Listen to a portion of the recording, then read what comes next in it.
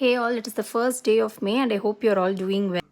Well, I did receive positive feedback for these PGTRB videos, which is why I thought of doing. At this point, எல்லாரும் வந்து இந்த syllabus PGTRB இங்கிலீஷ்க்கு download பண்ணியிருப்பீங்கன்னு நினைக்கிறேன். அப்படி இல்லைனா வந்து இதோட லிங்க்கை வந்து நான் கமெண்ட் செக்ஷனில் கொடுக்குறேன். நீங்கள் போய் அதை டவுன்லோட் பண்ணி ஒரு பிரிண்ட் அவுட்டோ எடுத்து வச்சுக்கோ. நான் சொன்ன மாதிரி நோன் டு அன்னோன் போய் படிக்கிறது கொஞ்சம் ஈஸியாக இருக்கும். ஸோ இதில் வந்து உங்களுக்கு எது ஈஸியாக இருக்குதுன்னு பார்த்துக்கோங்க.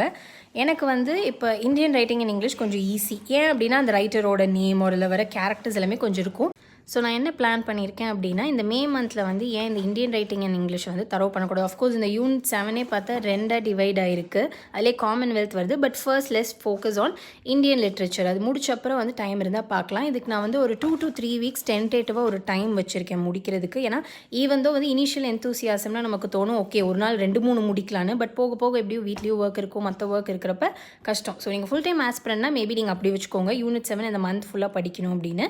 இல்லை பார்ட் டைம் ஆஸ்பிரண்ட் அப்படின்னா 2 to 3 வீக்ஸ் அப்படின்னு டென்டேட்டிவாக வச்சு இதை வந்து ஒரு நோட்டில் எழுதிக்கலாம், ஒரு டு டூ லிஸ்ட் மாதிரி. So here it is.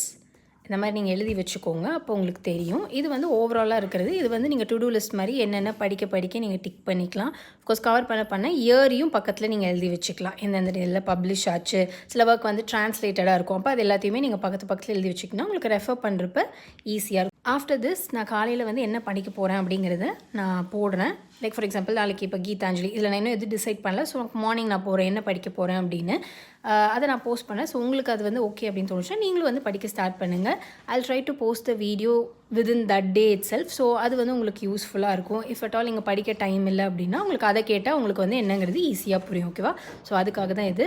இந்த மே மந்தில் வந்து I thought of starting something new which is why I'm going to try this. இது உங்களுக்கு பிடிச்சிருந்துச்சுன்னா make sure to follow it. Or உங்களுக்கு ஏற்ற மாதிரி இந்த பிளானரை நீங்கள் மாற்றிக்கலாம். But the goal is to grow together. That is why.